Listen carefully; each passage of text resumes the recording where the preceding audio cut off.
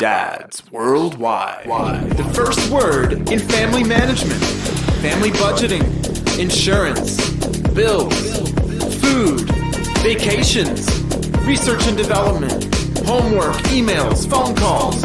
Last week we tried to do an oil change and ended up with a new car. Security. Doors are locked, windows shut, house alarm is set.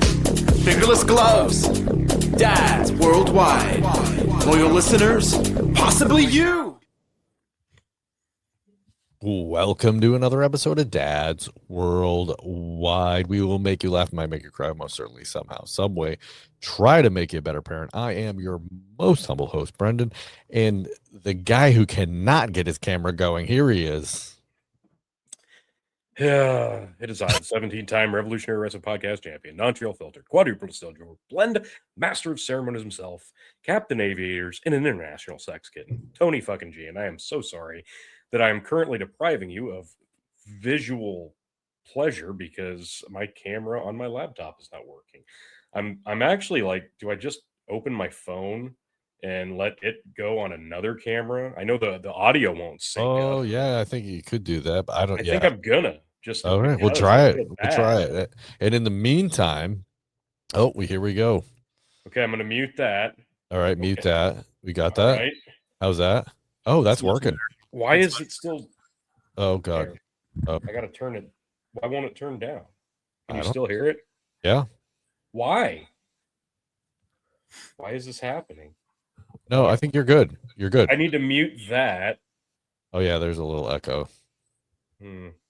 Well, okay. Well, we're doing here that. Here you go, folks. This is all you get of me tonight. So perfect. Soak it in. There you go. Okay. It's still going. The host of. Oh wait, yeah. You want me to take it down? All right. Oh, there we go. The host of Ask It Anything and the newest podcast, Real Estate Rancourt. Sorry, what? I'm pointing to it. What do you? Yeah, your camera's mirrored. FYI. Oh yeah, it's going down. You gotta go down. I think. Sorry. He is Chris Green. Sorry. Hey folks, I wasn't supposed to be here tonight. He was not. But thanks to you guys also having to record late. Here I am. We bent over backwards just to make sure Chris was here. That's what happened. Oh, tell me. And no one appreciates it more than Chris does. That's for sure. I mean, that is for sure. Yeah, as I say, come for the Phil debate, stay for the Iran debate. Let's not. So, I mean, when I figured that's what we're going to be talking about, there's no way I was going to miss this. Yeah, that's fair. Yeah. Before we go there, I have a humbling moment today. I'm running my own business. I'm constantly getting phone calls, emails, that type of thing. And sometimes I miss one email or phone call. And I always try to get back to people within a reasonable amount of time. Sometimes it's 24 hours, sometimes it's 48 hours. This one customer somehow slipped through the cracks. It was 7 days. I called them back. The guy called me about a leak. So let's be serious. What happens when you call a plumber for a leak and he does not call you back for 7 days? You call a different plumber? You call a different plumber. Correct. Dang. So I call the guy up and I'm like, so sorry. But I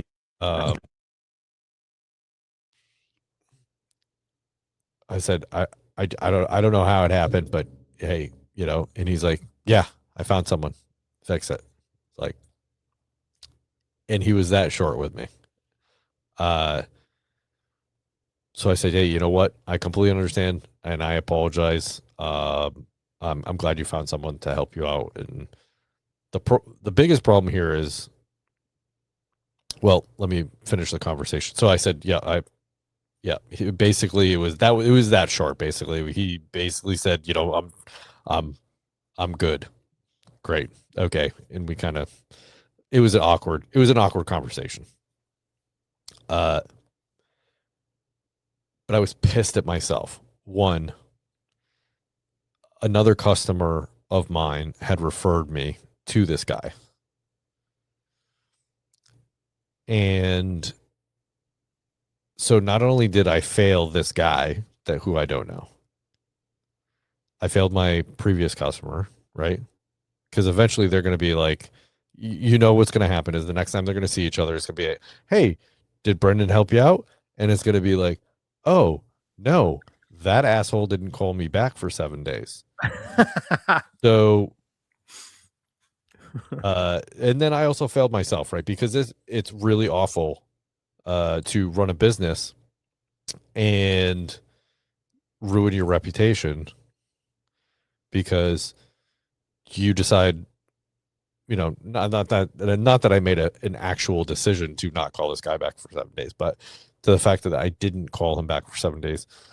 So I was actually driving to another appointment, another meeting with somebody. I finished the meeting. I left the meeting. I called that guy back and I said, hey, I just want you to know, I feel really terrible about what happened. I said, I'm trying to run a great business and I don't want to be known for the guy that doesn't call somebody back. So I just want you to know how terrible I feel about not calling you back. So I just, if nothing else, I just want you to know that I am very sorry that did not happen. And one thing I really try to do is just not to make excuses. I did tell the guy that I was sick. I did get your message and I was really sick, but that's not an excuse. Like I should have called you back, at least told you I was sick. So, he told me, he goes, well, I appreciate that you called me back. He's like, we're definitely going to do business in the future.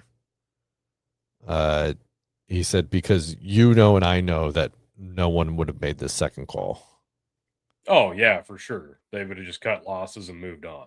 Yeah. So even so, like if he had just told me like, hey, thanks for calling, I'm probably not going to use you again. Like I completely understand. Like it was more for me than it was for him, to be honest, because I was very mad at myself, very disappointed in myself for letting that go.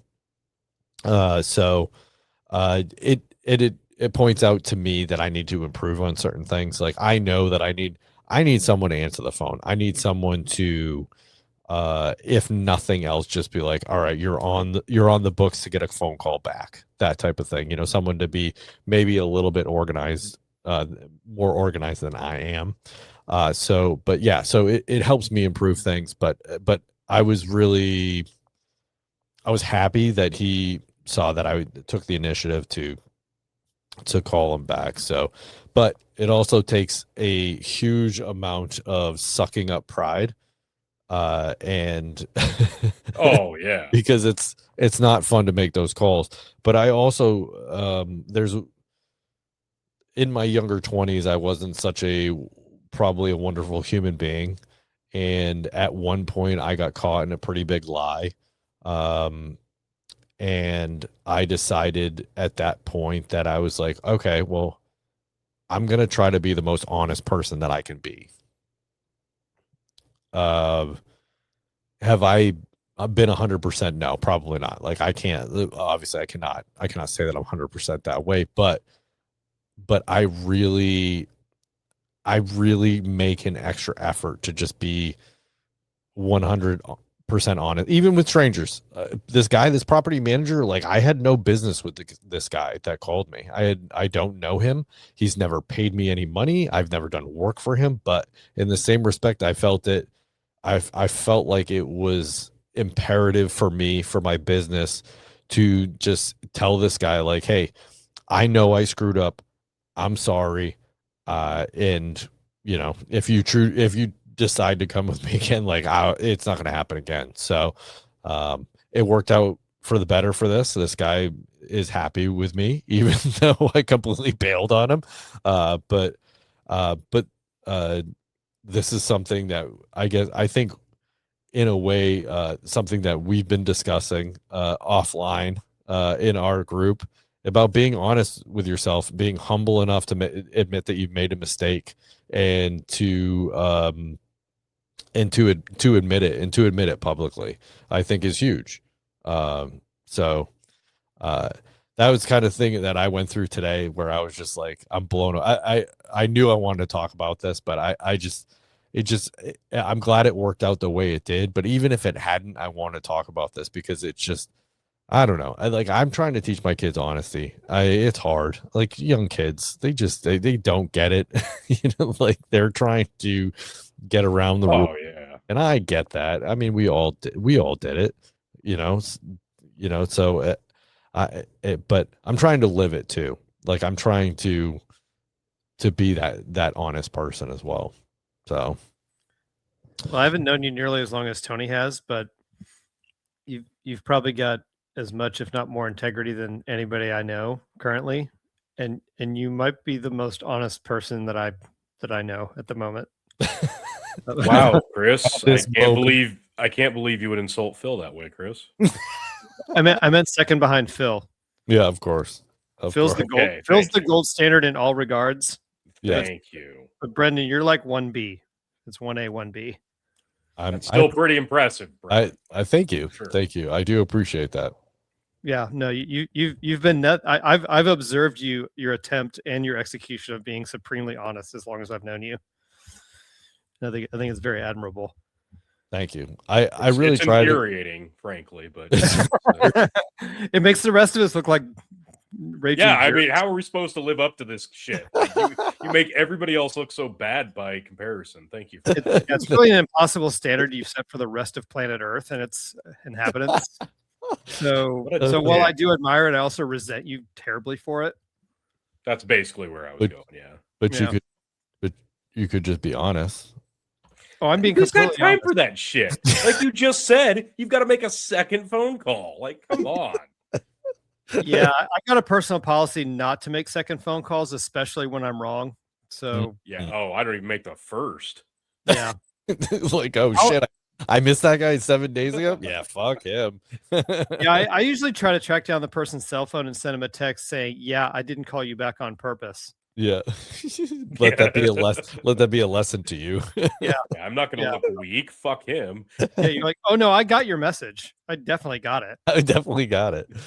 Believe No, me." it's definitely one of the most endearing things is your commitment to it. Because like I hate disappointing people. I absolutely hate it. Yeah, Like, same. I totally feel what you're getting at. Like it weighs on me. Like I can't let it go. So like what you're saying, like it was more for you than anything else. I totally get that. Yeah, and I especially since another customer who Yes, now you're letting referred down two me. people. Yeah. Oh yeah, and like I was just like, oh god, like I was like I looked up.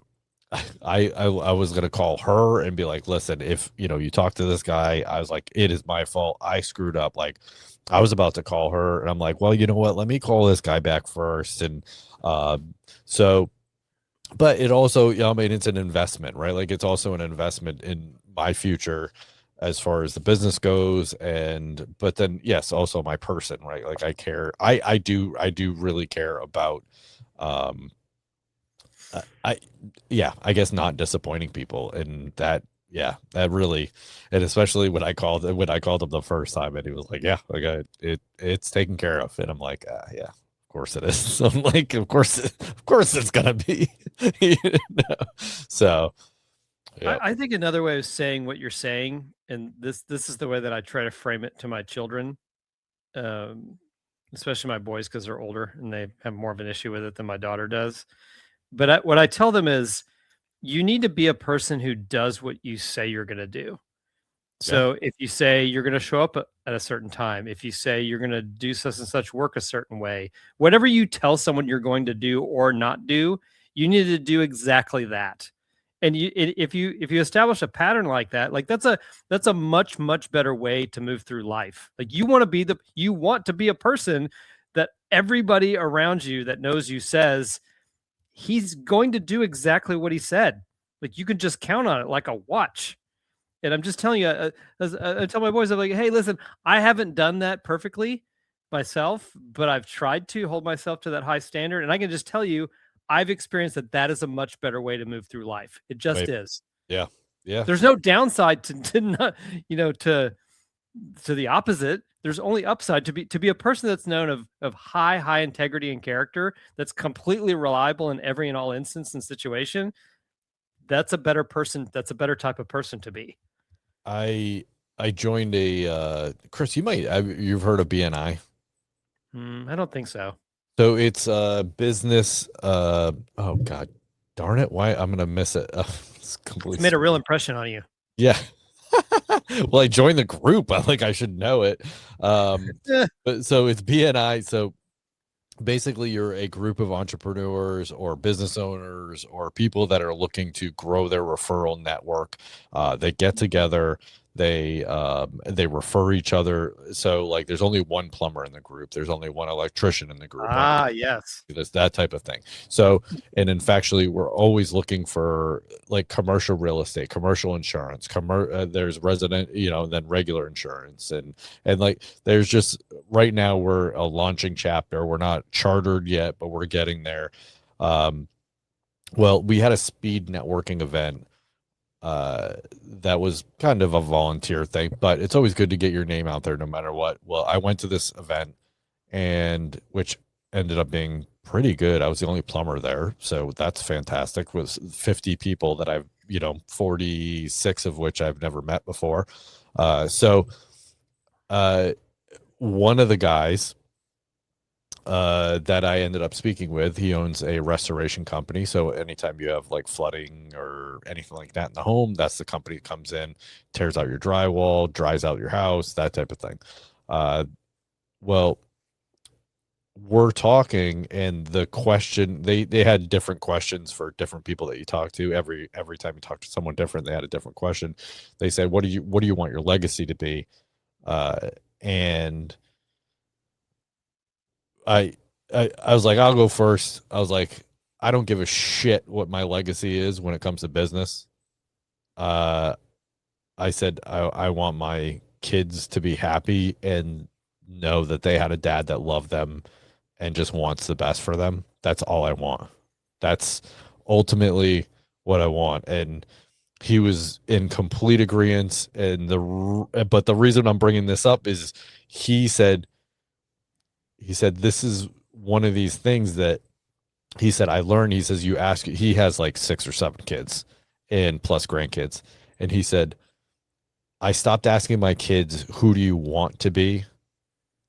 Or what do you want to do? Right. Oh, sorry. Excuse me. I just fucked it up. He says, it's not what you want. What do you want to do when you grow up, or what do you want to be when you grow up? It's who do you want to be? Yep. What kind of person do you want to be? And he said to ask that question. I'm like, oh my God, I fucking love that. Yeah. Which I answered also. I'm like, listen, I also want to be a multimillionaire, but but I don't really give a shit if that's my legacy. Like, I don't care if people are like, oh, Brendan Roy, the multimillionaire, like that's not that important to me. Like, I want that. That's going to happen for me. Like, I feel that, but in the same respect, like, I don't give a shit if that's my legacy. My legacy, what I want my legacy to be is my family. Yeah, absolutely. And I think because everything else behind that is like a distant second. Like, who cares who cares what vocation you go into, or how much money you make, or whatever? If you've got bad character and no integrity, then who cares? Who cares what else you are? It doesn't matter. Yeah. Right. So everything, like, that's a foundational thing. Everything is built on the type of, and that's also kind of a way that I've framed it to my kids. What I was telling you is everything else is built on that. Yeah. And so it either stands up or it crumbles. And so in other words, let's say you make a bunch of money, but you made all that money by cheating a bunch of people. Well, who cares? Yeah. Who cares? Like, anybody can cheat people and steal their money. Like, anybody can do that, but if you do it through hard work and taking care of people along the way, isn't that way like, not even just kind of better, but way better? and that's built on a foundation of you chose what kind of person you want to be. And that's what I told my kids, my boys. I said, you're choosing how you want to move through life. And I'm just telling you, that's better. It's better to be a reliable, good person. 100%. Like who cares I don't care what you do. Like you could go do something crazy that I completely disagree with. If you're building that on a foundation, on a solid foundation of character and integrity, I'm not going to have a lot to argue with you about. Like if you're built on that, and then secondly, you take care of the people around you that you're responsible for, i.e. your family, then I can't really argue with you if you choose some crazy career that I don't agree with. Yeah. That I think is a massive waste of time. If you're a person of integrity and you take care of the people that depend on you, I'm out of arguments. I have to say good on you, right? Yeah. I have no kind of argument for that. There's none. There's well, none. I know somebody who would. But do you want the U.S. to win the war? Do we want to win? But what I'm hearing is you're not a patriot. Yeah. If you're a lying, dishonest piece of garbage, I don't care about your success. That's very anti-American of you. Mm-hmm. Yeah. But what I was saying is, if you're the alternative, you're for a lying piece of garbage. I don't care about your success. I'm not impressed by that at all. I'm not. I don't care. If you don't take care of your family, I don't care anything else about you. I don't need to know anything else about you. That's what that should really be kind of step one. Yeah, that's right. It's really that simple.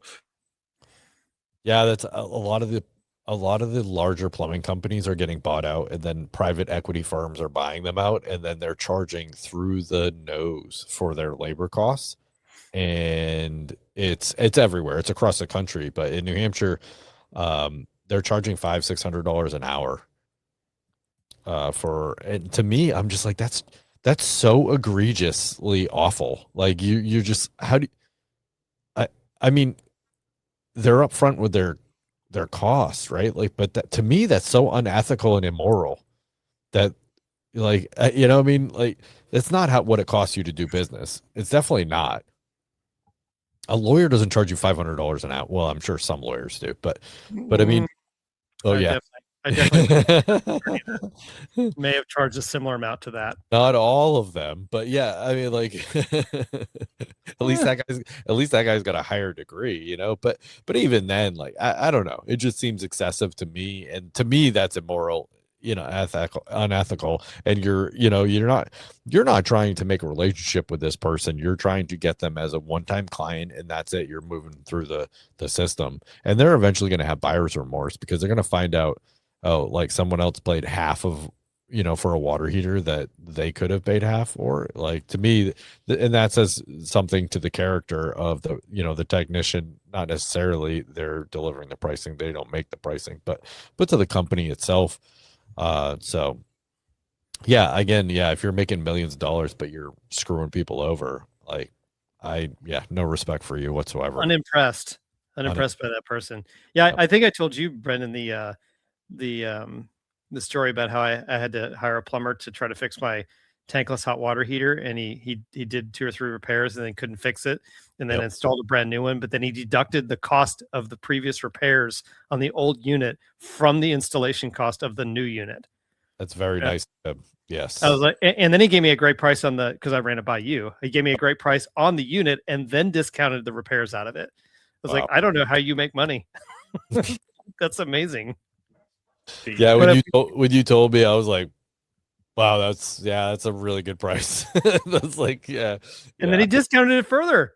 Yeah, that's crazy. That's good. I mean, that's good. No, that means he cares, right? Like, he cares. Yeah. I mean, maybe to a detriment to himself, but yes, that means he cares. I tell people too, like, some people argue with me, and I'm like, listen, I know what my pricing is, and I still need to feed my family. So this is where I'm at. If that doesn't work for you, we're good. We can say goodbye, and I'm no hard feelings on my end. Right. None whatsoever. Like, I just, but yeah.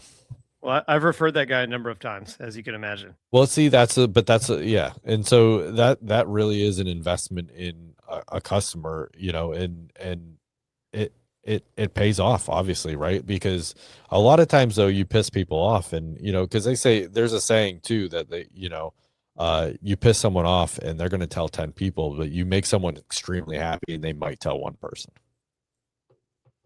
Yeah, that's a good point. And it's true. Like you are much more. When you're angry about something, you're going to tell a lot more people about it. That's 100%. true. 100%. Believe me, that is so true. Yeah. How's your air conditioning working? My AC's fine. No, I'm just loving life over here. Just so many good things. Yep. God. No, yeah. So we talked about it the last episode. I'm now a flag football coach. Yeah, how's that going? Well, it's going pretty good. Nice. Yeah, it's nice. I've got practice tomorrow.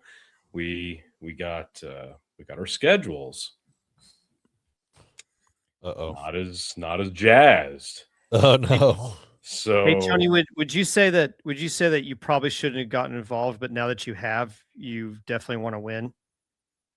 winning was always something that was really mandatory. It was always in the equation. You should have never gotten involved, but now that you've chosen to get involved, you definitely want to make sure that your boys win.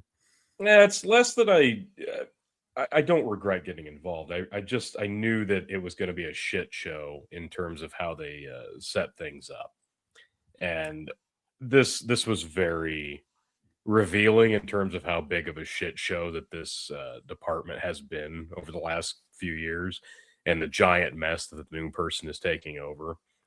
So we got our schedules. I mentioned to Brendan that there's 3 teams from our town that are 1st through 3rd grade. And there's 2 teams from a neighboring town that are 1st through 3rd grade. Okay, great. So we got 5 teams for 1st through 3rd. That's not bad. All right. No, not bad. Fine. Meanwhile, the 4th through 6th, all that fell through, and we got 2 teams from our town. Oh no. So nobody from other towns put anything together, wanted to join up because, yeah, networking's important for shit like this, which we kind of expected anyway. Fine, whatever. So we got our schedule, and here's what it says. On the 12th, we play at 2:15, our team versus their team. On the 19th, we play at 12:15, our team versus their team. On the 26th, if tied from weeks 1 and 2, we'll play a 3rd game, TBA. Just 3? Just 3 games? If we split victories, otherwise, 2 2 games. 2 fucking games. Ask me how much I paid for Stryker to play this. Oh no. How much? $40 for 2 games. And originally, they were not going to give them shirts. Oh, wow. They were going to require a $20 deposit for one of those stupid, shitty old mesh pullovers from the fucking 70s. A deposit. A deposit to borrow one. So one of the coaches, the other team, like either went in or said something, and we've got shirts. I don't know if he split the bill with them, paid for them all out of pocket, but or they finally caved and went, "Oh gosh, really? Well, maybe we ought to pay for these." But we've got shirts, so that's nice. Meanwhile, this was the interesting thing. Now, and this is really pissing me off because I was talking to one of the coaches from the other team, or one of the assistant coaches who also coaches one of the 1st or 3rd teams. I'm like, so you're coaching on both teams. You've got a team. You're helping with this other team. Like, are there going to be conflicting schedules and times? He's like, I would hope not. I mean, at this point, we should pretty much be able to dictate when these games are played. I'm like, I agree. So in week 2, they've got his 1st through 3rd team playing at 12:15. At the same time, his son, who plays on the 4th through 6th team, plays at 12:15, who he also helps coach on. So literally at the exact same time. And I'm like, this is bullshit. Because obviously Striker's on the 4th through 6th, the one I'm helping coach. Meanwhile, Taven and Jarek are on the 1st through 3rd team, one of those 3 teams. Yeah. Now, I'm pissed about this. I'm like, they better be able to find a way to fix this. I don't know. I'm hoping he's going to say something, because if not, I'm going to have to. But then I noticed something really interesting. So there's 2 teams from this other town, and we've got 3. There's 5. Obviously, odd number. So on the 12th, their number 1 team plays one of the teams. Their number 2 team at 2 o'clock plays another one of the teams. And then the number 1 team plays the other team from our town. So their number 1 team gets 2 games on the 12th. Then on the 19th, their number 2 team gets 2 games, and their number 1 team gets 1 game. Meanwhile, both those weeks, we only play 1 game. So that means all 3 of our teams, the 1st through 3rd, play 2 games in 2 weeks. Ask me how much they had to pay to play. $40. So I'm $80 invested on the Twins team. You know what's really funny? There's a flyer that went out before this all started for, hey, parents, sign your kids up and spread the word. $40 for kids to play. $125 per team for other communities and towns. Per team. Per team. So that would mean that the 2 teams from the other town paid a whopping $250 for their 2 teams to play 3 games each. Meanwhile, our 3 teams paid $40 a head to play 2 games. And how many kids on a team? So probably 10 to 12. Wow. So by the way I figured it, plus, you've got coaches. Oh, and that's another thing. I didn't get my kickback yet, but I should. For helping out coaching, I shouldn't have had to pay, because that was at least what 2 other coaches told me. Or at least not for both your kids. At least one. Right. Yeah. I should get kickback from Striker. Obviously, I'm not coaching on Taven and Jarek's team, but whatever. Yeah, that's $120. I'm getting a total of 6 games over 3 kids. Well, yeah, so the 1st through 3rd are supposed to play a tournament, quote unquote, a single elimination bracket on the 26th. So we'll see how that fucking goes. But yeah, so the way I figured it, if you got 10 to 12 kids over 5 teams and take out some for if their dad's a coach or whatever, I'm figuring they made at least an easy $2,000 off of our kids on our 3 teams. Meanwhile, the other 2 teams that actually signed up to play paid $250. And I found out tonight, I messaged one of the dads, one of the kids on the other teams. I'm like, did you guys have to pay to sign up? Oh yeah, we had to pay $15 to cover the cost for the team.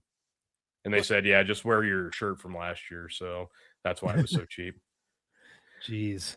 I'm like, you're fucking kidding me. So I'm a little perturbed that we're getting bent over backwards in terms of what we actually at this point. There's nothing in this that says, thank God this program is there to help organize this, because clearly we wouldn't have been able to do it without you. Hey, Tony. Yeah. I just carefully listened to your entire story, and I'm not really sure what you're so frustrated about. Yeah, I know. I'm kind of an asshole. I should not be upset about this. Yeah, you're kind of making a big deal out of nothing. Mountains out of a molehill, right? Yeah. That's another way to put it. Yeah, I'm not. I'm trying, but we pay $165 per kid every time they do a league, and it's 6. Oh my gosh, 6 or 7 games. Right, and you're getting to play inside, and you probably get we're in a dome. Shirts. Well, we get with just shirts. Well, Okay. I mean, they do get flags if they need them, Sure. but yeah, it's just jerseys. But then, no, sorry, excuse me, $185 if you need a jersey, $165 if you don't need it. Okay. Yeah, but also your Granted. team is coached by Peyton Manning. Yeah, Yeah, there's that. yeah, that's that would be great. Well, No, it's only 40 if you get Eli. You actually get half price if Eli's your coach. Right. I would hope. Yeah. No, I totally get it's a totally different animal out there. And Oh yeah. At least there's effort put forth. You've probably got X amount of teams, and it's probably a lot more competitive. Well, yeah, it's definitely way more competitive, and we don't have to worry about whether there's going to be more than one or two teams. Yeah, I think exactly. We wouldn't have to worry about that either if the fucking previous people in charge of this shit would actually do their fucking job and network. Maybe I don't know, a few weeks before this shit kicks off. It's just so stupid. Yeah, it doesn't strike me as that hard to call another town's rec. It's not. Person it's really not. Hey, and it's you guys having a league? Yeah. There's people from other neighboring towns that are like, we're going to this other town that's way further away. This would be so much more convenient. Yeah, well, who knew? Fucking phone call. It works. Crazy. Well, we posted it on our Facebook. Yeah, because people from other communities are following your Facebook page, you fucking dolt. Again, Tony, I'm hearing you tell the story. I don't get it. I don't get the frustration. Yeah, I don't know. I'm just so fucking annoyed by this all. Just handcuffing it all. Okay, here's 2 games. They want to get in and out and get done and over with this because they're more worried about baseball. Fine, just say that. And if that's the case, why are we even doing this? And that's kind of my point. 2 games. Why are we bullshit. paying to do this if you don't want to do it to begin with? You don't want to help organize it, and it's clearly the bottom of the totem pole. Fine.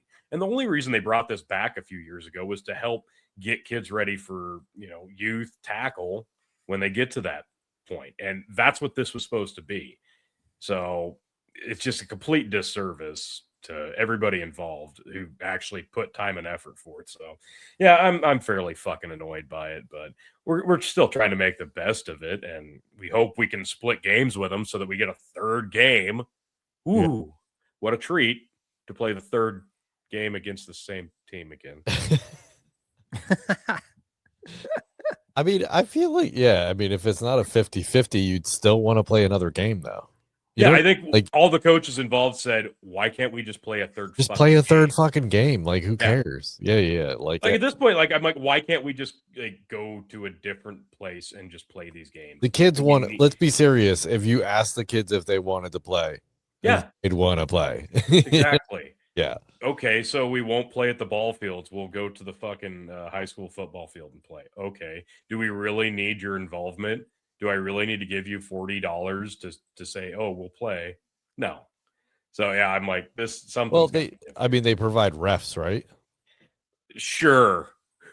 Okay. They're fucking high school volunteers. Yeah. Oh yeah. Provide is a strong word. Even the kids that do our games are not at all spectacular. So I get it. I'm sure we could find somebody to do it if we didn't have their involvement. Yeah. Well, I'm sure you could even pay one of the volunteers. So I don't know. I mean, maybe for a $20 deposit. What's a normal amount of games? 6 or 8? So previously, when we used to do it in the fall, it would be we only did 4 weeks, and then we went to a different league here, 40 minutes away for the Twins here last fall, and they only did 4 weeks. And I always felt like that was kind of short. When this first started back up, Stryker's first or second year doing it, when he was 2nd grade, maybe 3rd, I can't remember. They did 2 games a week, and they played 6 or 8 games. I'm like, this is more like it. And then it just slowly dwindled down. Less teams, less involvement, less giving a fuck, and it's kind of dwindled down. I was mad when I had to pay that amount of money, and we were they only got they got 1 preseason. I don't know, it was a tryout type thing, but then and then 6 weeks of actual games. I'm like, yeah, what? Are you serious? I'm like, that's bullshit. I'm like, how much money do we pay them? Exactly. Yeah, they should be playing for at least 8 weeks, full games, but right. Yeah, that's the way it is. So that's the league. But So I'm hoping the new person does a better job, and maybe next year, like I will volunteer to help organize the shit. Like on top of helping coach if I have to. Like I don't care. Like I'm just disappointed for all the kids because they were all very excited for this, and now they've got basically nothing. So Yeah, 2 games is bullshit. it is. So But, that's where we're at. But yeah, we're like a week and a half out, I guess, from a week and a half. So I'm excited for that, but I'm mostly just going to be really disappointed if I have to miss the Twins game at the same time because that really was completely avoidable. Like now I'm having to disappoint one set of kids or one kid. Like obviously I might have to go to Strikers games instead of coach, so now I have to disappoint 2 of my kids. Yeah. So yeah, I'm very annoyed. Ridiculous. My brother tried to do the same thing. His kids were playing, he's got 4 kids. They're, playing sports, different age groups and all that stuff. So he's like, I'd be happy to coach. I've got this kid here, this kid here, this kid here. Please don't make any conflicts with the game so I can make it to, X, Y, and Z. And of course, what do? Right? Like they put practices at the same time. They put this at the same time. And he's like, what the what? Like, are you serious right now? No, but he speaks up before because they come out before the season starts. But he's like, hey, what the hell? Like, come on. So I understand it. It's hard. You can't make everybody you can't make everyone happy. Stuff's gonna happen. Like I think he, at one point he had to have my mom come up and take one kid to hear. Yeah.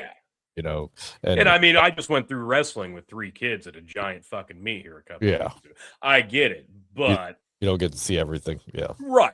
But actually, I'm pretty lucky. We were able to space everything out for that. That's great. But that being said, as minimal amount of teams as there are in over 2 fucking weeks, we couldn't have done a better job. Yeah, that's true. Give me a fucking break. Come on. Like that was really the most insulting thing.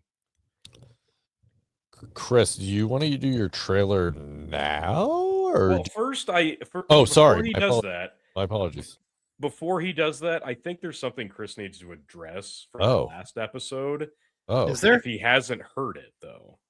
Oh, because we referenced it and it was a voicemail, and I don't know if Chris has heard it.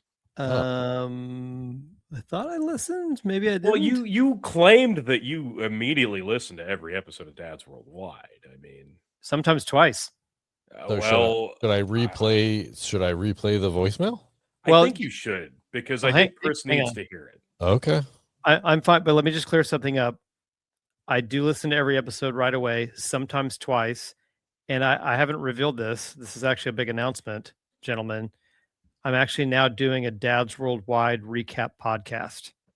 Thank God. So it's about time somebody finally did it. Oh my God. I mean, what a waste of time. I mean, that's great. Really.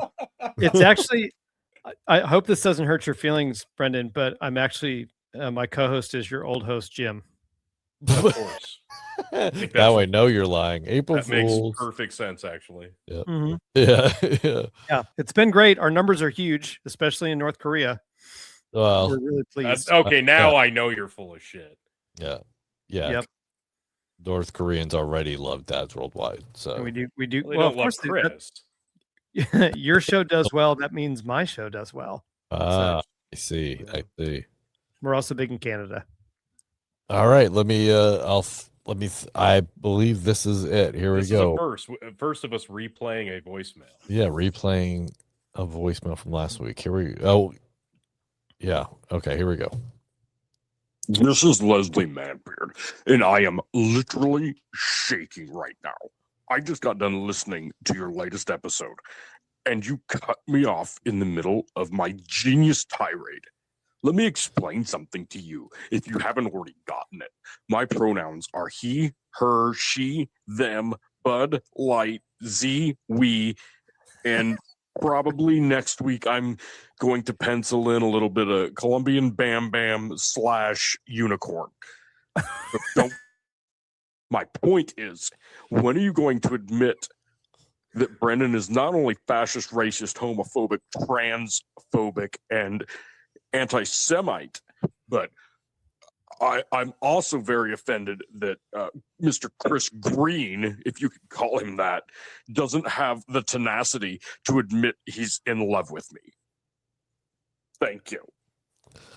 Okay, let me just start off by saying the reason that Chris has not heard that before is because I haven't posted the episode yet. I know. I already knew why. I Oh, was just like, okay. I was like, wait a second. I'm like, yeah, how has he not heard that? I'm like, oh yeah, we are. I was like, so this is one of the first times in a long time where we actually have one in the bank as far as Yeah. episodes go. So I know it's wild. yeah, I But- know But it's crazy. speaking of one in the bank, Chris, you're in love with Leslie? Yes. Well, before I can respond to the voicemail, I'm a little hung up on the word tenacity. I don't have the tenacity to admit it. Well, do you? I'm not sure Fair if that. question. I don't know if that word works in this situation, but It may not be the right adjective, but it seems like it somewhat fits. You're going to question Leslie's pronouns and adjectives now? Wow. Really? Wow. Pronouns and you're really just a grammar Nazi for Leslie. That's so what I'm hearing. so boy, now I'm a Nazi. Jeez, this thing escalated quickly. So what am I admitting to that I don't have? You're in love with Leslie Manbeard. Yeah.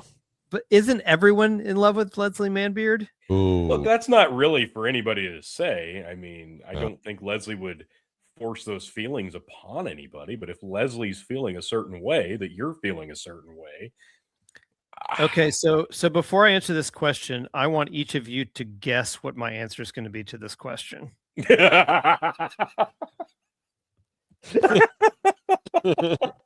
I thank you. I was hoping you'd say that. That's an Yeah. inside joke, folks. What I'm hearing is you don't want us to win.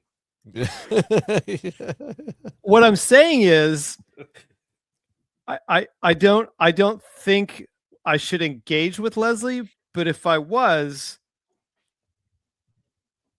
then I would love her.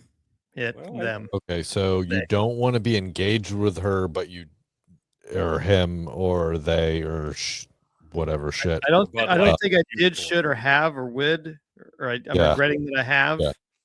But since I have, You don't want to be engaged, but you do love them. Got it. yes. Yep.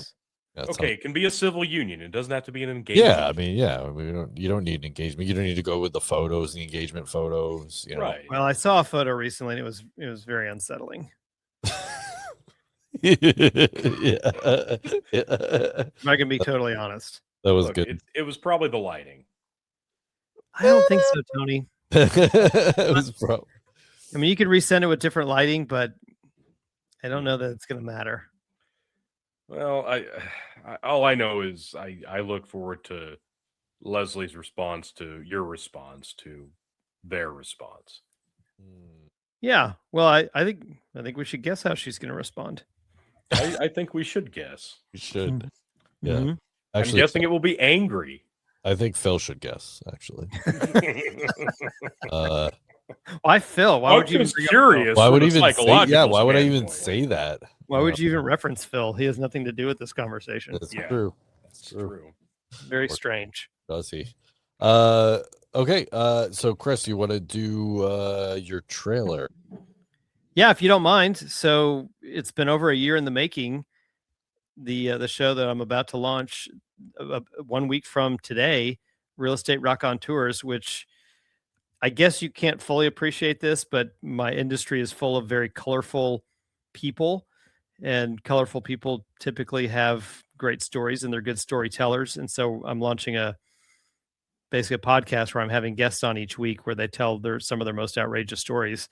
And I mean, I can only ask people to take my word for it, but you should listen because some of these stories are insane.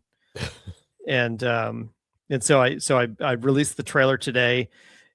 listen, I'm not a big fan of LinkedIn. I'm never on LinkedIn. It just so happens that the best place to release a podcast that's aimed at a specific industry is LinkedIn. So I'm having to use LinkedIn in this instance. I'm actually having decent luck on there already with the trailer. Nice. And you guys have always been very, very nice to support my projects.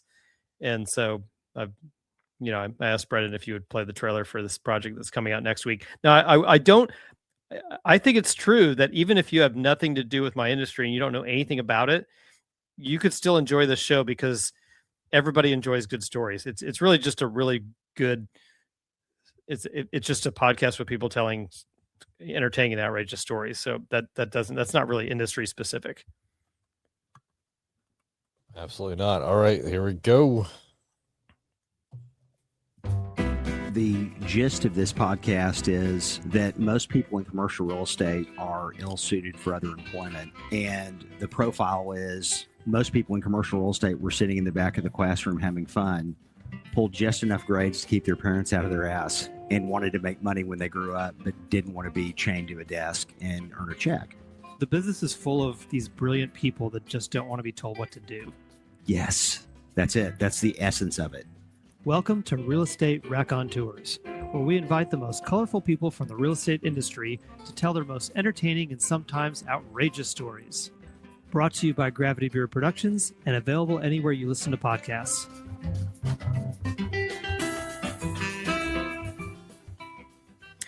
And so the first voice, obviously the second voice in that trailer is mine. The first voice is a close friend of mine, Trey Hodge, who's been in the industry for 3+ decades. He was the inspiration for the podcast. He's the first guest in episode 1, and he lives up to the bill. Like Trey's one of the guys that just understood the idea behind the project. And a lot of the people that we approached, many of them said no, because they're like, I can't tell my best stories into a microphone that's going to go out to all of my peers and colleagues. I just can't do that. Yeah. And Trey did not have those inhibitions. Yeah. He's not concerned about that. He loved the idea for the show, and we sat down and he told stories. Now when we recorded, one of the stories that he told, which was about a bachelor party that took place, I think in the early 90s, which was very wild. It involved some paid entertainment, if you understand what I'm saying. And he said afterwards, he said, hey, listen, I changed the names in that story. And I said to him, this is after we recorded, I said, Trey, you didn't change them enough. And so when I went to produce, he changed one letter in the person's name, and I was like, Greg, I was like, Trey, they're going to know exactly who you're talking about, because they referenced that person. He referenced that person in a different story earlier in the conversation. I was like, they're going to very easily make that connection. So when I went to produce the audio, I just took the person's name out altogether. But all that to say is, like, Trey gets it. He tells insane stories, and the season's going to start off with a banger because he's fantastic.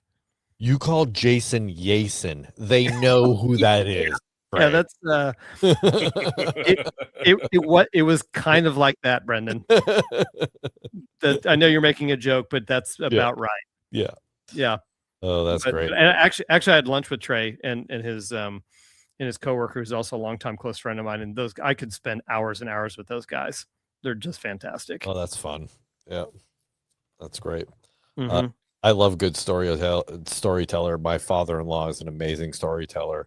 And that was one thing that I did interview him on the podcast, and that was one of the things I asked him about. It's just, I think just some people are just natural. That's just, they love telling stories, and they're good at it, and it's entertaining, and they hook you in, and there's a punchline at the end, or if nothing else, a great conclusion to the story. So, it sounds like your friends are just natural storytellers. They absolutely are. And that's actually where the name came from. The word raconteur literally means witty storyteller. It just so happens that it makes for a good title with alliteration in it. So Real Estate Raconteurs was the perfect name for the show. However, that's not the only podcast that I've released that has great guests and storytellers on them. I've had a long time running show called The Interview Show, where I've had other guests, including my dad, who came on twice, maybe 3 times. Now, my Oh, dad's that's awesome. he's a pretty good storyteller. And in addition to that, so here's an example. So maybe in other parts of the country, you may not know who Kinky Friedman is. He was a contemporary of Christopher Cross and Willie Nelson. Like those are kind of his buddies. And now Kinky died a couple years ago, but there's a guy in my office who at this point is an 83-year-old Jewish man who will say anything into a microphone. And I've had him on one of my shows many times. Like we played Cards Against Humanity twice with him and two other people. And he had no hesitation to read anything off of those cards. It was That's awesome. fantastic. Yeah. Anyway, he was a fraternity brother of Kinky Friedman, who was a comedian and writer and musician. And like I said, ran around with Willie Nelson. And so he knew Kinky and reached out to him, and Kinky agreed and gave me 2 hours. He gave me a 2-hour raw recording interview. And it just so happened. So Kinky, and he tells the story on the show, but Kinky hadn't really done much in a lot of years, like 20, 25 years in terms of putting out new material, in terms of music, a new album. And Yep. he had just, so he was in a very depressed state. Oh. And in the middle of the night, like 2, 3 in the morning, he got a call from Willie Nelson, and just to check in on him. And he tells the story better than I do, but Willie was like, "Hey, listen, get off your ass and go write an album." Like the way he tells it, he's like, "Turn off Matlock and go write new material." and so so I interviewed him at a very timely time, because he had just completed his brand new, like the first album in 20 or 30 years, and was about to tour it worldwide. And What? I got this like revitalized. Yeah, he was going to go to Germany and like over Europe and all across the United States. He was about to head out on this huge tour, and I got to interview him about that experience for 2 hours.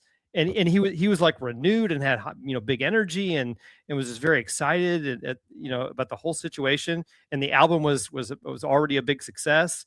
And so I got to interview this guy just because I happen to know this guy that knew him from college decades ago. And so he was on the show. I had one of the most popular contestants from, I think, season 39 of Survivor.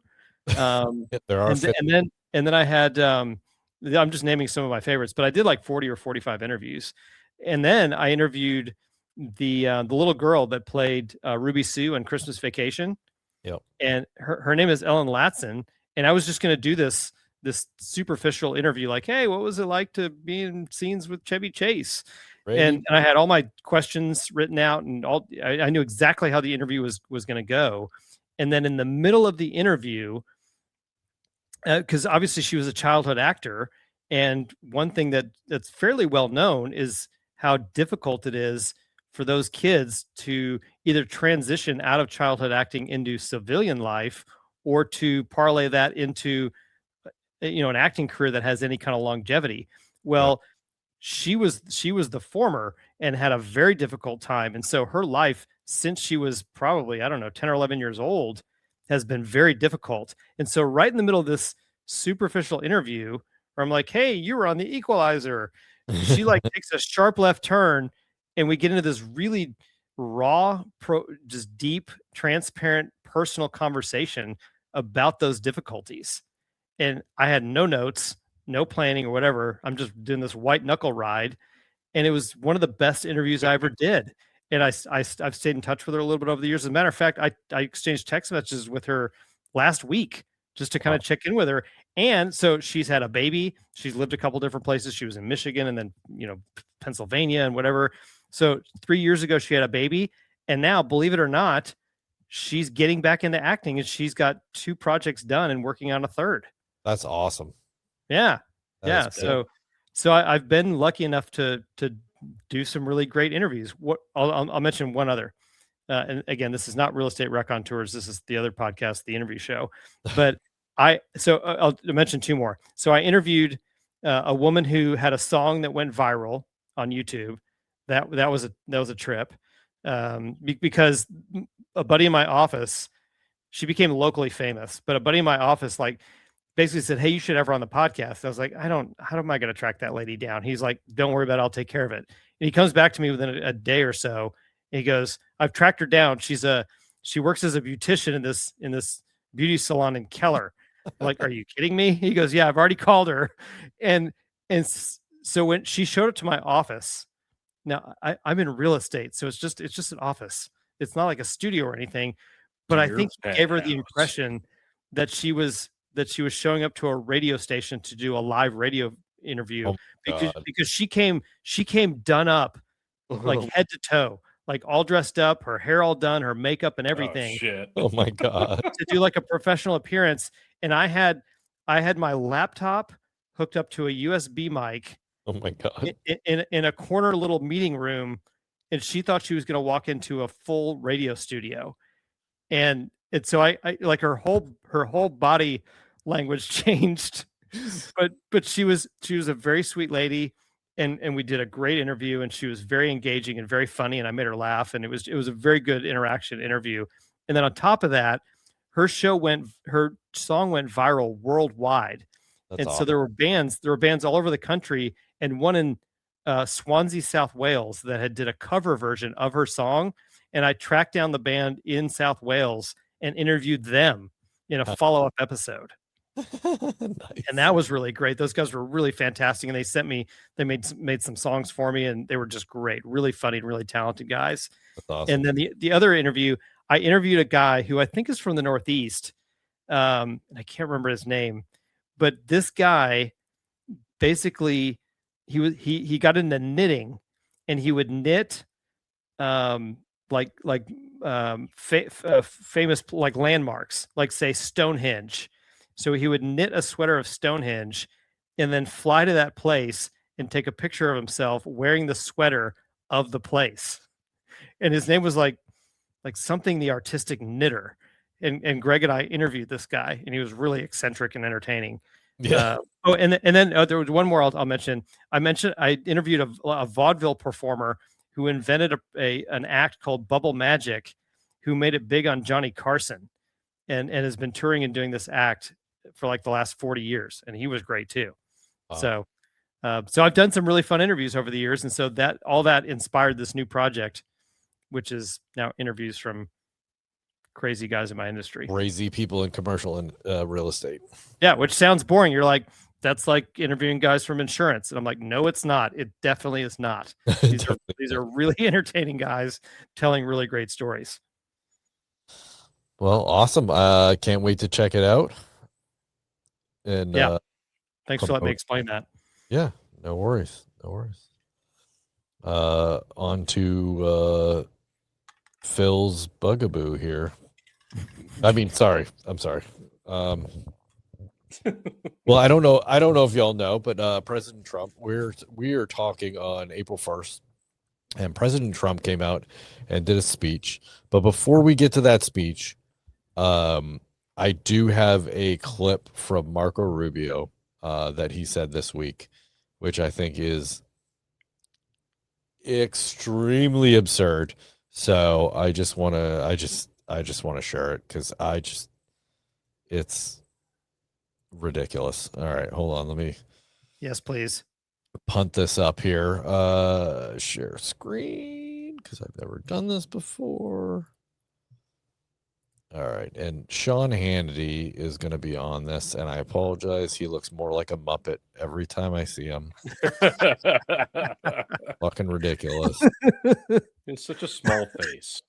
Oh my God, he looks ridiculous. But I apologize. If a commercial comes up in the middle of whether this. or not that it will be okay for U.S. forces to withdraw, Like a sideways face. And having confidence that the strait will be open for the free flow of oil. Free flow of oil, because that wasn't a planned Well, question. the Straits of Hormuz, those are international waters, right? So anything Iran does to impede commercial traffic is illegal. For all these countries that love to talk about international law, it is a violation of international maritime law to impede the free flow of travel in international waters. Okay, so that's number one. Number two, it's illegal to bomb and hit and attack commercial shipping and sink them. I mean, that's what the Nazis did during World War II in the Atlantic. And that's what they're doing now to ships that from countries they don't like that are flagged by countries. terroristic acts that they're undertaking. And so the United States gets very little energy through the Straits of Hormuz. Our allies ship out a lot of oil through there, meaning our Gulf allies, and certainly countries in Asia and Europe depend on it. We depend very little on the Straits. So this, if in fact Iran decides to set up a toll, if in fact Iran decides that they're going to illegally control the Straits of Hormuz, they're already doing it. try to do that. Look, I imagine that'll be the president's call, whether he. But this is a problem for the world. It's countries around the world should be stepping up and dealing with that and saying that's intolerable. And that's what we've encouraged them to do. Okay, so real quickly, the only question that Sean Hannity should have asked is, were the straits closed before you attacked Iran unprovoked? Yes. But then also, I think the other question is, international law. So is it against international law to attack a country that's unprovoked or not really an imminent threat? Is it also against international law or UN charter to attack another member of the UN that has not threatened you or attacked you? The threat was imminent, Brendan. Imminent. Is it also against international law to bomb a fucking school and kill 165 little children on your first strike? On your first strike. Yes. Look, Brendan, on your first strike. Kids don't matter. What matters are water channels. What? So their very first targeted strike hit a school and killed 165 kids and faculty. Yes. Well, actually, technically, they hit it multiple times, and yes, it was it was within the first strikes of. So, yeah, everyone who was like, "Well, I think it was Iran that did it," and well, they didn't even know they were getting attacked at that point. So why did Marco Rubio just respond to that like there wasn't already a conflict going on for several weeks? Like he was responding to that like this was an unprovoked situation that came out of nowhere. Well, yeah, that's the thing. Right. Like that's the thing is he's talking about like as if the straits have been closed for months now, and it was just because Iran decided to close them. I mean, just what arbitrarily, the fuck? Like for no reason, double fist fuck them, but okay. Yeah.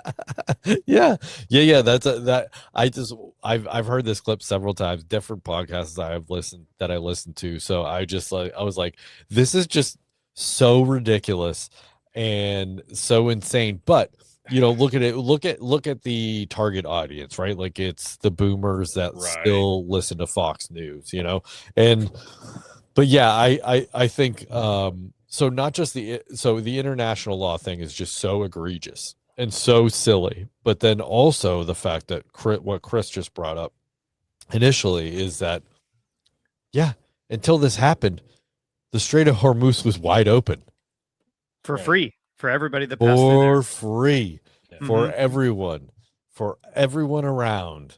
Yeah, China and India and I think Japan get a overwhelming majority of their oil. And South Korea get the overwhelming majority of their oil through the Straits of Hormuz. So isn't that our Korea? That is our Korea. Yes, correct. Well, weird. Well, and maybe you're going to get to this, but I heard somebody else point out that throughout this entire thing, since the United States and Israel started their unprovoked attack on Iran has only punched back. All they've done is responded. Mm-hmm. So for each additional thing that the U.S. and Israel have done, the Iran has not initiated anything. They've just responded to each thing. Yeah. So they everyone talks about the escalation ladder, right? Right. Well, yeah, it's exactly what's happened. Is the United States and Israel will escalate, and then who escalates back? Iran. Well, yeah. Guess what? President Trump threatened to hit their energy, right? He threatened to hit their power. He threatened to hit their desalination or desalination plants. And he says, I'm going to hit those. And Iran came out and said, cool. You're going to hit those? We're going to hit all your oil refineries in the area. We're going to hit all your electric and all the same type of infrastructure in the area of all your allies. We're going to hit those. And then what did he do? What? How dare you? Yeah, he basically said, oh, okay, well, we're going to put a 5-day pause on that because now all of a sudden we're talking with Iran. Yes.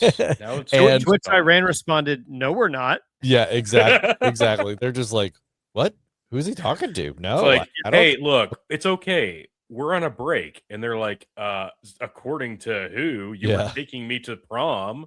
The fuck we are. That's what they said.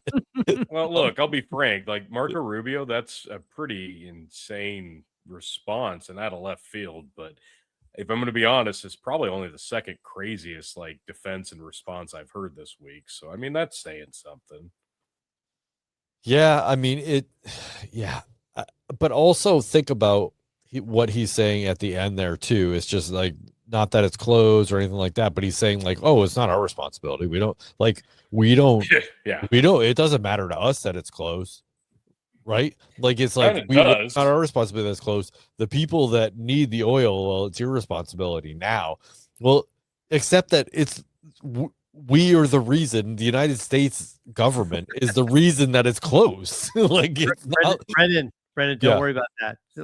Don't focus on that so much. Yeah, I'm assuming you're eventually gonna get to the Donald Trump truth post about this.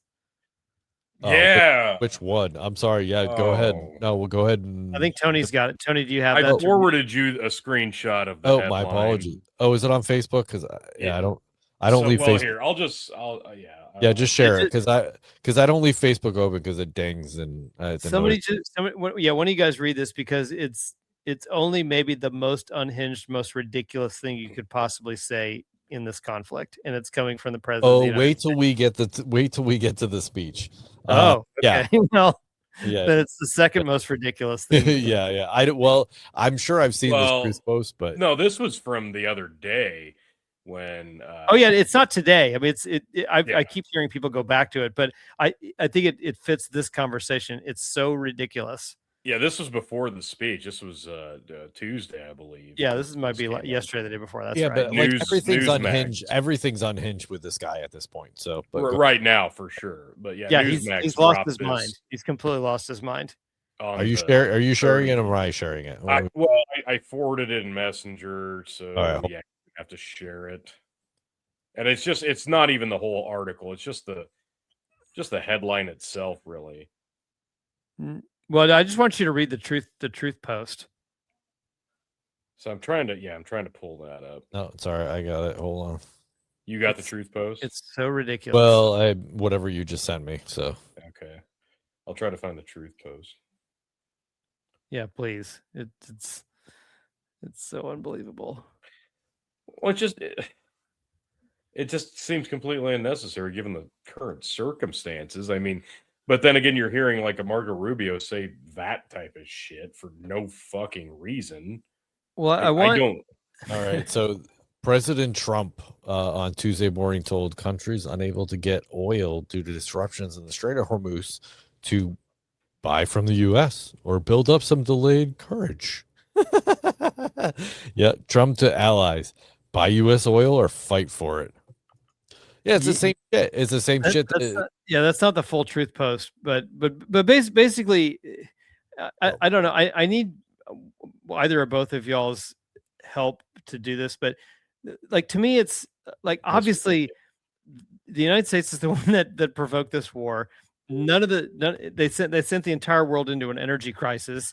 The Straits of Hormuz are closed, and he comes out and says, well, if you don't like that, then go get your own oil. Like you should go get it. And that to me, that's like you walk outside. You walk outside to these loud noises, and somebody's beating the hell out of your car and slashing your tires, and you're like, "What are you doing?" And they're like, "Hey, if you don't like it, find your own transportation." Yeah, it's Walter Sobchak and the Big Lebowski out there beating the shit out of the sports car. This is what happens. Do you see what happens, Larry, when you fuck a stranger in the ass? Right? You're like, what are you talking about? You're the reason it's closed. Like, it's just the most irrational most insane. Well, see, and I thought the most unhinged response was going to be, "Are we still talking about that Epstein creep?" But no, here we are. Right. Now we're getting. It's so crazy. Like, what is happening? I don't know. I think this is the post though. All right, here we go. In question. So this is the truth. Yeah, So- please read this. So Tony, you want to go to town, Tony? You got it. So yeah, this is what Trump himself posted on Truth, I guess. All of those countries that can't get jet fuel because of the Strait of Hormuz, like the UK, which refused to get involved in the decapitation of Iran. I have a suggestion for you. Number one, buy from the US. We have plenty. And number two, build up some delayed courage, go to the Strait, and just take it. You'll have to start learning how to fight for yourself. The USA won't be there to help you anymore, just like you weren't there for us. Iran has been essentially decimated. The hard part is done. Go get your own oil. President DJT. Okay, so I've got. Is that real? It's real. So let me respond to let me my respond to two things. One I already have, which is basically, hey, we're in this situation because you attacked Iran unprovoked. And put it back up on the screen if you don't mind, Tony, if you can. This is so insane. Holy Like shit. we're in some kind of twilight zone. Like, what is happening? Well, see, Chris, there's what you the- got to there's- understand is this is what we were hoping to avoid with a Democratic win in the last election. So we're going Yeah, to do it. it's right. That's exactly right. But then the second point is Iran has been essentially decimated. Well, No, they fucking haven't. okay, so I was having this conversation like a week ago with Josephus Brendan, and he goes, hey, how exactly has Iran blocked the Strait of Hormuz? And I paused for a second. I was like, that's a really dang good question, because Donald Trump and his entire administration keeps saying that we've decimated, that they've been obliterated. He keeps using these giant words like we've wiped out the country of Iran. And John's like, question please. Then how are they launching missiles and blocking the Strait of Hormuz? We claimed like weeks ago that we sent their entire navy to the bottom of the ocean or the sea. So with what are they blocking the Strait of Hormuz? And the broader point here is that everything that Trump or his administration is saying, then when you compare it to the reality on the ground, it doesn't seem to be any truth to it. He's just everyone in the administration is completely talking out of their ass. I mean, particularly when they say, don't worry, this thing's almost over. We're having very productive talks. Then you pan the camera to the Iranians and they go, no, we're not. Nuh-uh. We're not having any talks and we're not agreeing to anything he says. And so there's literally no match. There's no resemblance between what they're saying and what is actually happening. And then you go listen to interviews, and there's a bunch of them with lots of different guests across a lot of different programs and podcasts. And they're all saying, we're losing. We are losing this. And every time we escalate, the loss is only going to get bigger and more consequential. And then of course, privately in our group chat, we bring this up for discussion, and there's one particular person in our group chat that's like, what are you talking about? That's crazy. We're not losing. That's insane. They're out of there. No, that's not true. Like, I don't know. It seems like all of the reality that's actually out there when you observe it, we're losing. And then I heard somebody actually suggest something that I don't actually know how to do, but I'd be interested. If you go and watch like news coverage from like other countries, and the one that they used as the example was India. Like if you go watch Indian news coverage, which I don't know how to do that, but I'd be interested. You'll actually that the one place that you can actually get unbiased, fairly accurate news about what's actually going on the ground is from these other parties, these other countries' news that really doesn't have any dog in the hunt. They're not really incentivized to propagandize. They're literally just reporting the news, and it's all revealing. We're not winning this. We're not winning. So, yeah, Jeff Remaya has a great point. He and if you just watch Fox News or CNN, even anyone in the media atmosphere or the corporate media atmosphere, yeah, the US is doing a great job, and everything's wonderful. If you even just veer off that path just a little bit and just take 2 seconds to listen to a podcast that doesn't give you the government narrative, then you're going to find out really quickly that they're lying to you. Straight Correct. faced. They're absolutely lying to you. What? Yeah. I'm sorry, One of it's true. in our site, one of our I've never. yeah, I know, it's crazy. Government lying to you. Pearl Insane. clutching. It's insane. One of the things that I had said in our group chat was that 8 out of 10 missiles are hitting Israel, according to Colonel Douglas McGregor. I just Or said you're saying it was hitting Israel and going through the Iron Dome. it which was I think going through the Iron Dome, not which is Yeah, important. right. That's important to mention. which is huge, right? Because that's 80% of missiles are getting through, right? Correct. That's a pretty big number. So Even if you flip that number, it's still concerning. it's because True. the Iron Good Dome, point. the Iron Dome is supposed to be all Almost impenetrable. right? Like is Yeah, almost- impregnable. Yeah. even though before this all started in our chat, I said, listen, I said they went through this in the 12-day war. They found out that this is an issue because they're sending out 2 to 3 minimum of interceptor missiles to get one missile or drone that's coming from Iran, which means they are significantly dwindling down interceptor missiles, but just by they can just send junk towards Israel. And Garbage attached to a rocket. exactly, and they yeah, literally they could just No, bend that's a good over a point. freaking kite and and something, It's actually a pretty solid plan. yes, of course it is. Listen, Iranians are not stupid. They're not stupid. No, they're actually really smart. They're very smart people. They're very So strategic. yeah, this is something that, well, when I said, hey, this is going to be a problem, I got made fun of a lot in our chat, which is Right. fine. I don't care. But I ended up being correct in this thing, and doesn't happen a lot, but I ended up being correct, when 8 out of 10 missiles are actually hitting Israel, but we're not seeing it. That and it because No, if of you course not. even in alternative media, we're not seeing it because they can say, well, in Iran they're blacking everything out. Well, they're doing the same thing in Israel. You are not seeing all the hits that's happening. Well, they're effectively doing it in the United States too, right, Brendan? Oh, of course. Yes, Right. of course. They're just doing it in a different way. Yeah. Well, I mean, it's the same type of blackout, right? Like you don't want to know that the country that you have wholeheartedly put everything you can into it. Like they took THAAD batteries, right? All the Iron Dome batteries, like everything that's the air missile batteries to strengthen the Iron Dome. They took those out of countries, South Korea, they took them out of Malaysia to bring them to Israel to strengthen that, and it hasn't done shit. Right? Like they don't want you to know that. Well, something else that I brought up in the chat maybe last week or something, and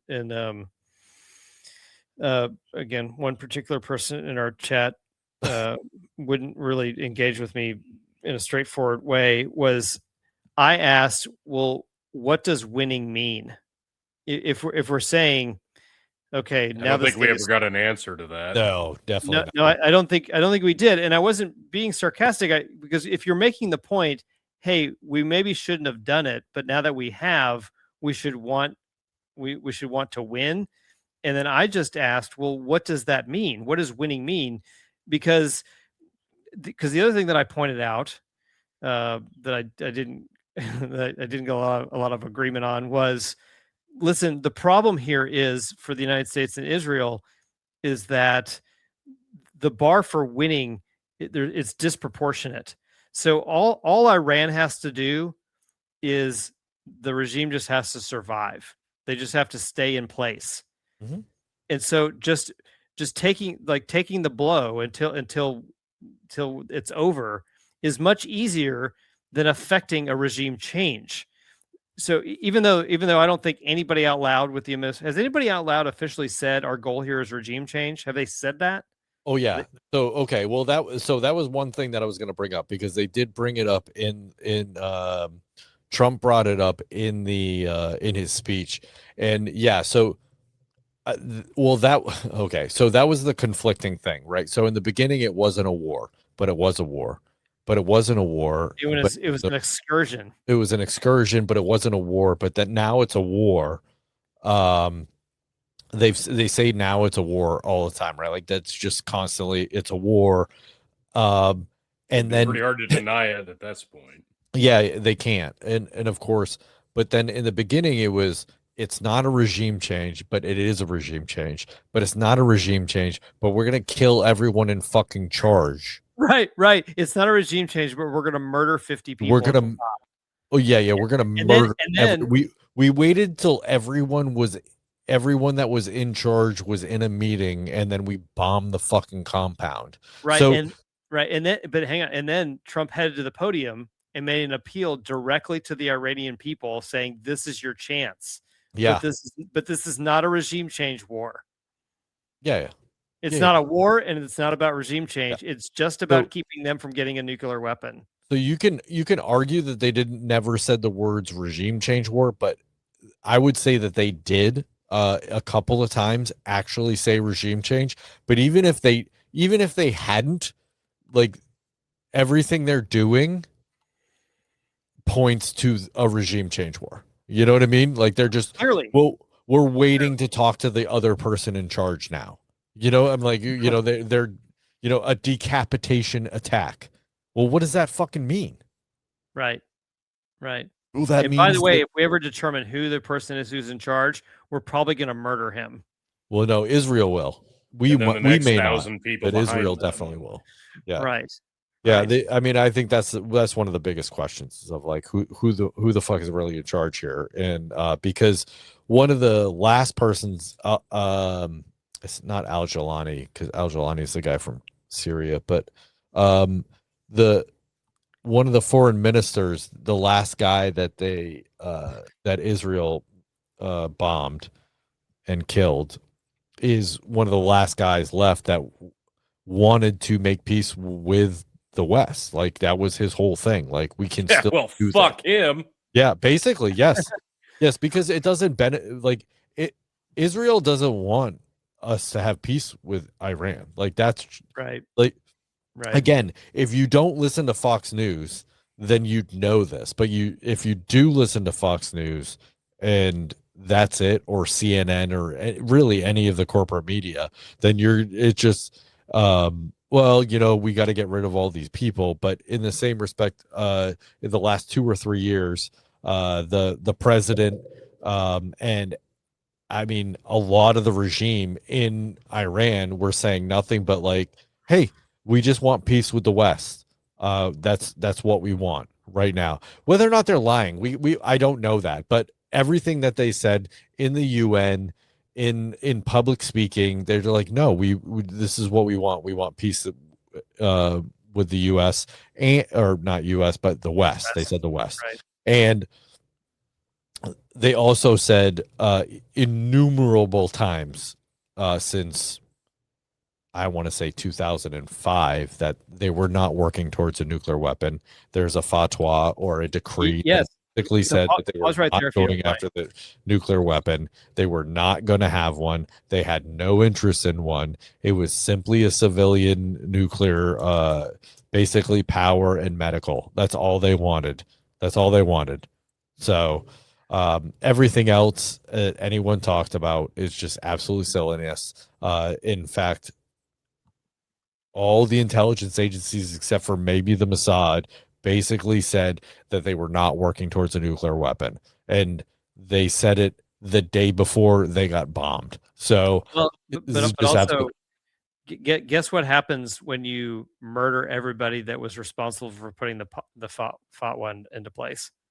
You don't have a fatwa anymore. Yeah, well, also, but then also, like, it's the devil, right? Like, I mean, and yeah, maybe Khamenei, the guy that was in charge, is not a great guy. I don't know Islam. I don't know how Iran truly ran their country. Like, I only know Iran what the West media told me how they ran their country. I really don't know. I never lived there. I don't, so I have a little bit of skepticism because I know that the media lies to me, and so does the federal government. So in that respect, do I think that they're just a completely innocent actor in this? No, absolutely not. I don't think that at all. But in the same respect, it's Iran. I don't give a fuck what they do in their country. Like, to a respect, like, if they're hurting people, I hate that. I don't like that. But like, we have enough problems in this goddamn country. Like, I don't think we should be globetrotting and trying to fix someone else's country. It's absolutely insanity to me that this is even a thought in anyone's head that we should be doing this, Well, like, at you all. said it was. Well, here's but you said it was a regime change, But it's not a right? regime change. But it's not. But I'm just like, what's our track record when it comes to regime? Oh change? God, it's super good, Tony. I mean, okay, fine. Long term, take that out. What about short term? What's our track record like? Well, wait, we just spent 20 years for a failed one in Afghanistan. well, yeah. why don't we just talk about Syria right now? That's like the most recent one. We put Obama. an actual head chopper of US soldiers, right? Like an actual killer of US soldiers in power, someone who was part of Al Qaeda and ISIS, USA. in power in Syria, who had a $10 million bounty on his head because he killed US soldiers. He's now the leader of Syria. So that's our track record. Hang on, Brendan. But I just want to clarify. Are you saying that's a success? Is then the success column or the failure column? I just want to before. I guess it depends on how you look at it. I don't know. Because from your explanation, I can't tell if that's a successful regime change or a failed regime change. Well, Donald Trump had him in the White House and shook his hand. So I mean, I guess that's a success. I guess that's a success. I don't know. Things in the United States here locally, and again, there's a member of our chat that disagrees with this, are in such disrepair. Like, there's so many issues domestically. To me, it's like if your family was starving, and you're like, "Hey, I'm going to make sure everybody in the neighborhood has food." You're like, "What are you talking about? Your own children are starving." You're like, I don't want to hear. I've got a lot of people to feed. I need you to leave me alone. Yeah. I've got to feed the entire neighborhood. Like, Excuse me, sir. You're broke. Yeah. I don't. At your home literally starving. I think what you're missing here, though, you're missing the point. What he's saying, though, is he's going to go rob the Super Saver. Oh. And then not give any to his own kids. He's going to feed. Yeah. Right. Yeah. And then just feed the neighborhood, but not his own children. I mean, and then actually not feed anybody and just keep all the groceries for himself. Instead of feeding the neighbors, he's going to light all their houses on fire. If you look at the structure of the federal government, it's not their job to take care of the citizens. It's just not their job. Like, if you actually read the Constitution and actually look at an originalist perspective, like, that's just not the job. The job of the federal government is not to take care of the citizens. People think it is, but that's really not their job. So the idea that they will go overseas to help somebody is just crazy to me. It's absolutely crazy to me. And then to think that we're now $38 trillion in debt, and we need to continue to spend oodles of money to bomb another country that was not an imminent threat to us. $1 billion. I don't know. To me, it's just, it blows my mind that people are still even remotely supporting this. Well, nobody is. I mean, very small number of people. I mean, by percentage. Yeah. Yeah. I mean, maybe. I mean, there. But Yeah, I mean, if you listen to CNN, they have a poll that 100% of MAGA are on board. So, I mean, I think that's it's down to it. 98% of MAGA, actually. Oh, it's 98. Oh, my bad. My Yeah, bad. so it's really sliding. Uh, so So you want us to lose the war? Okay. yeah, I Yeah, I, why aren't you rooting for our troops, Brendan? I hate the U.S. military. That's what happens. Well, So speaking of the U.S. military, there's what's an estimated somewhere between 7 and 15,000 ground troops that are about to land on Karg Island. allegedly, That sounds like a great idea. yeah, I mean, because they don't have that zeroed in with anything. Like, I've heard a couple of interviews with strategists that have outlined what a horrible idea that is. this has always been a bad idea. Even countries that have bordered Iran, that have invaded Iran, have just gotten slaughtered because it's just there's no good way to get into Iran and do it and occupy it. There's no way, and especially if you're going to jump on an island, what are we going to do? We have to get our boats close enough to the island to land people, or they have to get in there by air, which then then what? You've got aircrafts that are close enough that are to the missiles and the bombs of Iran. So like they don't have they any have bombs. they have war game this 100 times, and Brendan, 100 they've been times we lose. decimated. They don't have any bombs. We've decimated Iran. Oh, They don't yeah, have of course. Obliterated. Well, if you don't like that idea, Brendan, then perhaps you like the what Mark Levin has called for earlier this week, which is the very Jack Ryan style mission of we have to get all that uranium. Dude, I don't know why anyone is listening to that fucking lunatic. I really don't. Like, Well, you don't have to listen to him. I'm just telling you that that's one of the missions that's on the board is to send a special ops team in to recover 1,000. I don't remember what that, like basically all of Iran's uranium. How are you going to do that? Don't worry about stop asking all the How are you going to do that? How would you just Why are logistically? you curious about details? Just why are you getting into logistics? Brendan, the whole point of this war is to get the uranium. So do you want us to win or do you not want us to win? I thought it was just regime change. It's about the uranium. We have to get the uranium. Why do you want us to lose? But I thought it was just to blow up their navy. That was last week. I'm sorry. This week it's the uranium. Oh my God. Why can't you keep up? I'm sorry. Have you been on the internet? Have you heard of X? Today we're getting the uranium. Tomorrow we're going to Karg Island. Okay, we're on an excursion. It's like a cruise, Brendan. You get on the boat. You have some activities. You go to the next stop. You get off the boat. That's the next part of the excursion. You get that done. You get back on the boat, et cetera, et cetera. We're just checking the different stops off the list. All right. That's what we're doing here. It's basically just a Caribbean cruise, except it's in Iran. It's off the coast of Iran. A Caribbean cruise in Iran. Brendan, it's like a Disney cruise. It's fun for the whole family. So what I'm hearing specifically from Brendan is probably the dumbest take I've ever heard in my life. It's the worst thing ever. I can't believe anybody with a brain would say it, and he's being very disrespectful towards me. And obviously he doesn't want our boys to win. Yeah, clearly unpatriotic. Yes. So tonight, Donald Trump spoke from the Oval Office with his speech, and I was lucky. I was lucky enough that I was trying to get some.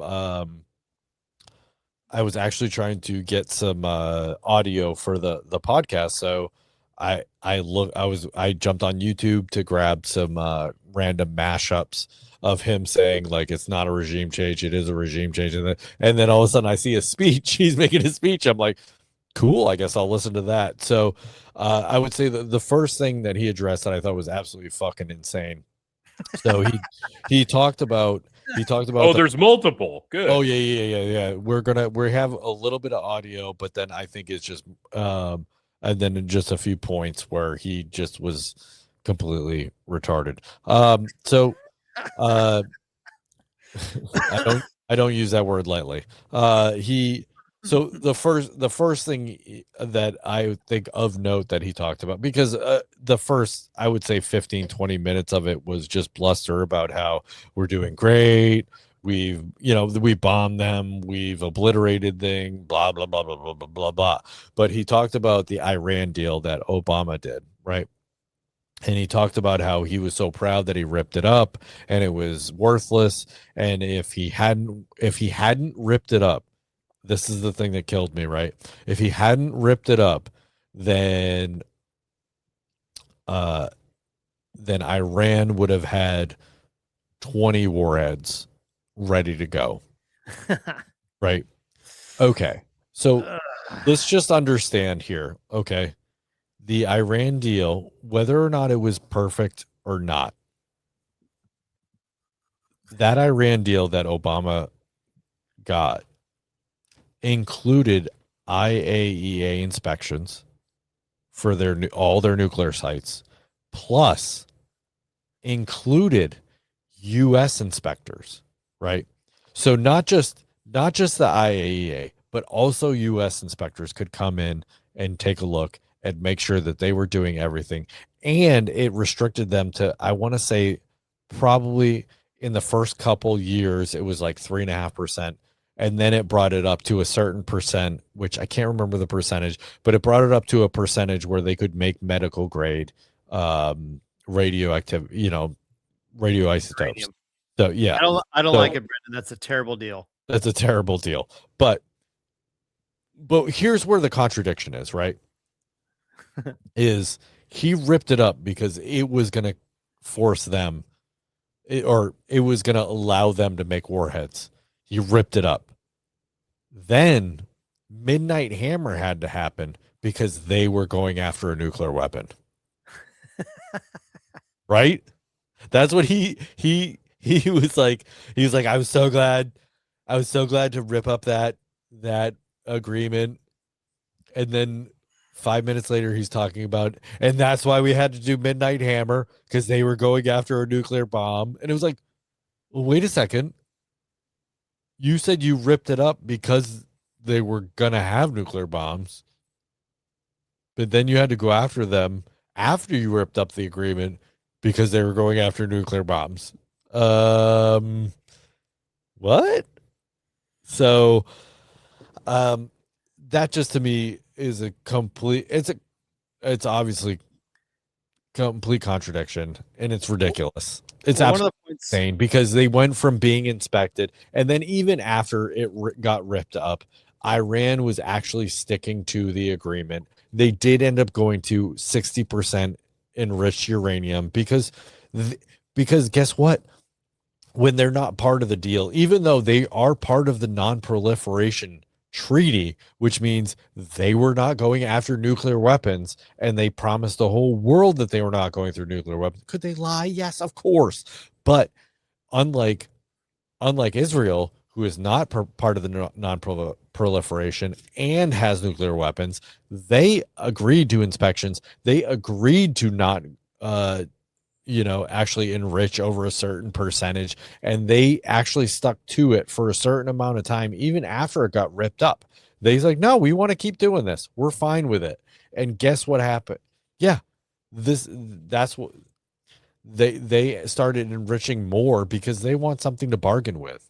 And ultimately, yeah, Midnight Hammer happened, and because they were going after a nuclear weapon, even though all the intelligence in the world, and including their decree, they were not going after a nuclear weapon. And it would still take them years to enrich enough to get, but then they don't even have a delivery system. That's the biggest part. Like, even if they could enrich enough to get to that nuclear bomb, they don't have a delivery system. They're not getting to the United States. Will they get regional? Yes, of course. They would probably be able to do it. But I don't know about you guys. We don't live anywhere near that fucking region. Like, I don't know about you. But what about our 51st state of Israel? Yeah. Yes. That's I think cool. what you meant to say, our first state of Israel. Sorry. Yes, I did. I did. All right. So, and then this is one of the other things that he said that I thought was completely ridiculous. So, let me know if you can hear this. No, wrong one. Sorry. That's not ridiculous. Say tonight that we are on track to complete all of America's military objectives shortly, very shortly. We're going to hit them extremely hard over the next 2 to 3 weeks. We're going to bring them back to the Stone Ages where they belong. In the meantime, discussions are ongoing. Regime change was not our goal. Never said regime change, but regime change has occurred because of all of their original leaders' death. They're all dead. The new group is less radical and much more reasonable. No, they're not. Well, How do we know? well, that No, yeah, and there's that's no the thing. there's no like, metric there. so the first thing he said, right, like, is if It they deserved to don't, be in if the they, Stone Age. so he said we're going to be done in a couple weeks. Sorry. So let me preface this. He said we're going to be done this operation in a couple weeks. We're going to bomb them so hard we're going to send them back. Bullshit. Yeah, of course. But because they've been doing this for the last how many weeks and it hasn't done shit. But he says we're going to bomb them back to the Stone Age, and then he goes right into the like, oh, the talks are going great. It's like, what? Like, No. What? They're going great. He just said this, then reiterates it after saying bomb them to the Stone Age, yes, that's but yeah. also added the caveat where they deserve. But also in that clip, it was what you were saying earlier, Brendan, which is it's not a regime change, but it is a regime change because we murdered all of them. Like he said that just now in that clip. Well, it's a regime change by necessity, Chris. See, we killed everybody, necessity. so now they have no choice but to do a regime change. It sounds. First of all, he sounds like a kindergartner. It wasn't the goal; it was just a side effect. Yeah. Are you not a patriot? We didn't mean to affect regime change, but then we accidentally murdered everybody, so they have no choice but to change their regime. But like first of all, Could you imagine if fucking Bush said all this shit? If anybody said it, like that's the thing. Like on one hand, first of all, he sounds like a kindergartner with the language he chooses, and he's using like really old phrases, like bomb them back to the Stone Age. That's like something we said like in the 1980s in military conflicts, like in a movie. You'd say in a really cheesy 80s war movie. Yeah. Like no one says that. That means nothing. What does that mean? And by the way, on top of everything else, does he realize that everything he's saying is just really gross and barbaric? It's all the result of a complete. No, he thinks it's patriotic. Oh my gosh, I don't even have words anymore. I honestly believe that he thinks it's patriotic. Like he thinks that like he this does. is what people want. This is what people want. I want to reiterate something, and that's that after the last term under Biden and now this term under Trump, this is why I'm so afraid that a Gavin Newsom presidency is imminent, because we will not survive that. We are doomed if that cocksucker gets into office. Pardon my French, but this is why he has a chance, because he's so well spoken and not ancient. Well, I think that's too far away, because I do think that it is. I think that this is why. And I'm not completely dismissing it. I just think that that's whereas like I think the midterms are way more going to be affected by this, because it's not going to go away as quickly. But like, even if say this ends this year, by the time the next presidency comes around, like as long as JD Vance doesn't try to be president, like I think like it'll JD be Vance kind has of no hope right now. Oh yeah, he's done. He's like how do you follow this? You can't. But I'm saying like as long as no Republican runs on like Iran was a good fucking idea, then I think bumper sticker. Yeah, I think that they'll have a chance in 2 or 3 years. But if this continues way past the midterms, then forget it. think it's forget it. overrated. I Democrats definitely going to win. I don't, it's just, yeah, because uh, I think most Americans, I, don't want this. I can't, No, nobody should want this. Yeah. That's what we voted against. Like that was the whole selling point. Yeah. Yeah, he definitely brought a coalition, and I think that's really what's missing. I think that's really what people are missing, right? I said this in our chat that said like he really ran kind of a libertarian campaign, but then or libertarian-ish, not completely, but like a libertarian-ish campaign, and then when And he got then did a office 180. and did a 180 and kind of like the neocons took over and just Yes. I mean are just ruining him. But that being said, uh I don't think that's I I don't think that's gonna, as long as they stop as long as they stop somewhat soon, like I don't think that'll affect necessarily the president, depending Right. on who they run. Depending on who they If run. this manages to end and somehow you end this without it being an unmitigated disaster, yeah, sure. There's a way to heal the wound and leave that door open for a JD Vance. I mean, don't get me wrong. I'm still optimistic that we have the resources and capabilities to exit this thing in a way that doesn't make us look like the biggest fucking idiots in the world. Do you really? But I don't I know, man. do, I just don't know. barely. Though. God, I you're do. way. Well, hang on. I love your positivity, brother. I really do, but I don't see it. I I don't do see though. it. I don't. really okay. do, and that's Hang on a mostly based on the capabilities of our military, not because of the decisions being made. Hang on a second. So I really want to dig into that just a little bit if we can. So because that's my hope. I would love to wake up tomorrow morning and I want the headline to be Trump's completely pulled out of Iran. Right. That would be great.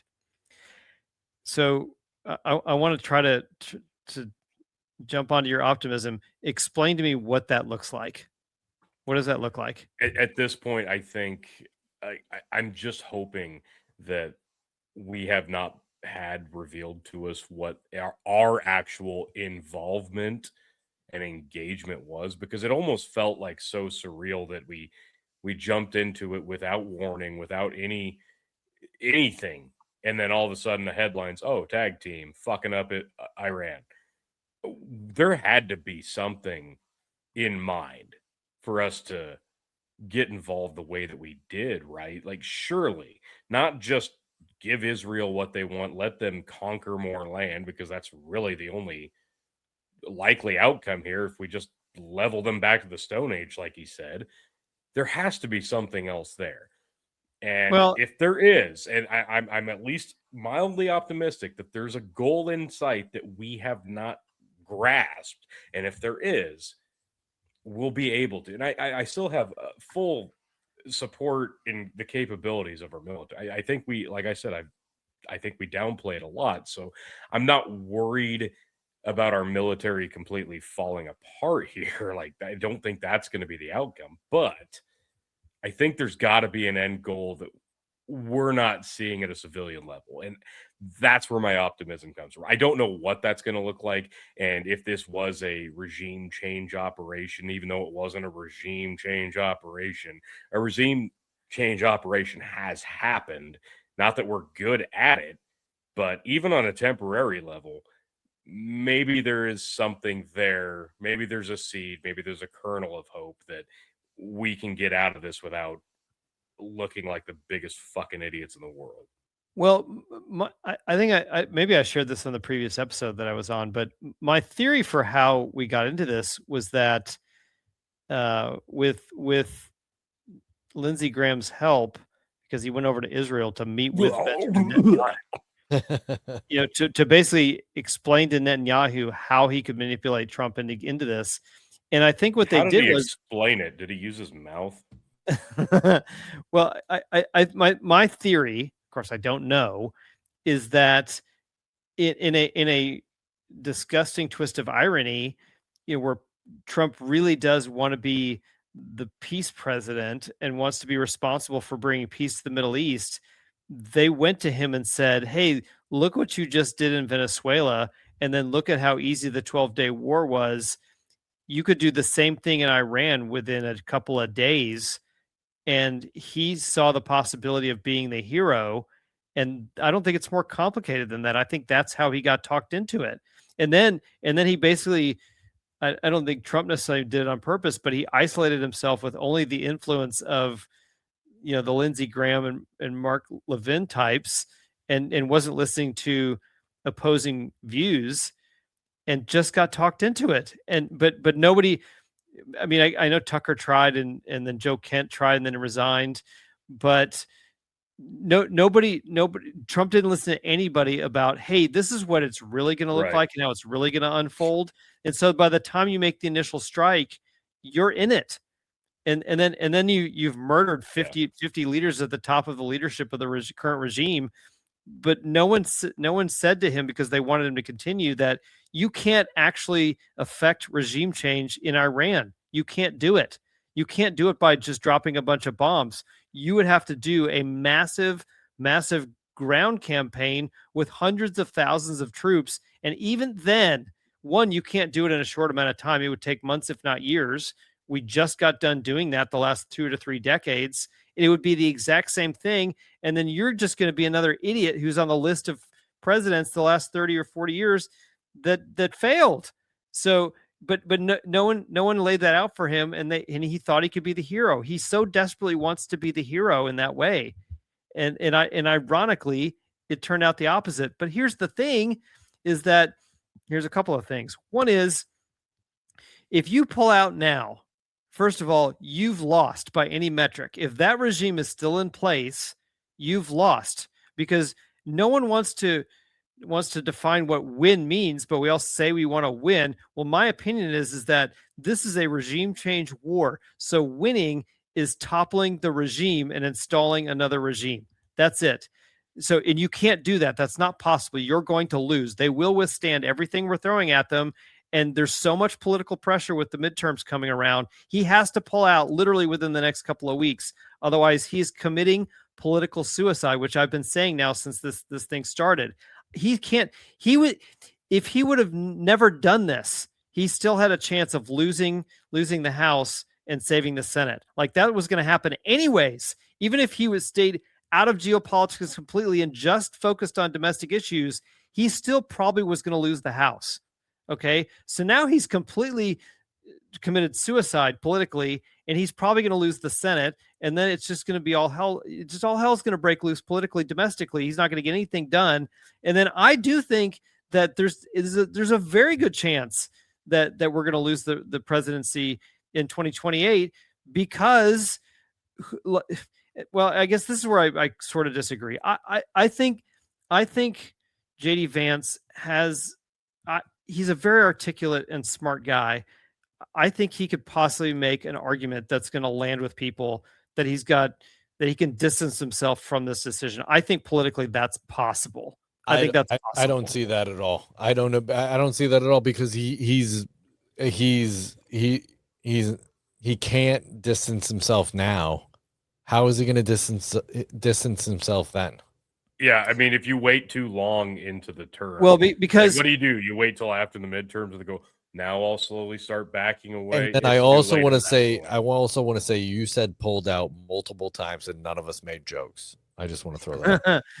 That's how serious this is. Thank you for that. Okay, but listen, Brendan, I'm not saying, I will stipulate what I'm about to say is not convincing to either you or to Tony, but to the general public. First of all, I think JD Vance is still mostly well liked. Okay. And I do think that people view JD Vance separately from Donald Trump. And I think the average voter who likes JD Vance will buy it if he explains, hey, listen, I've always been more of a non-interventionist than the president, but at the end of the day, I can make my case, but then he makes the decision. And then as the vice president, I have to support the president's decision once the decision is made. I think to the average voter, now that's not convincing to you or Tony. I get that. Yeah. I think to the average voter, I think you can make a decent case with that narrative. I just think you Sure. can, because Sure. he's basically well liked. He just is. I don't perceive that JD Vance is stained by this. Now I'll tell you who is, and that's Marco Rubio. Okay, like he's very much Oh, yeah, the face of 100%. this. So if anybody destroyed their chances of being anywhere around the 2020 presidency on the Republican side, it's that guy. Okay, and so I don't think anybody's going to try. That's the thing. Like you said, like I don't think Marco Rubio was even going to bother, and that's probably why he's being so stupid.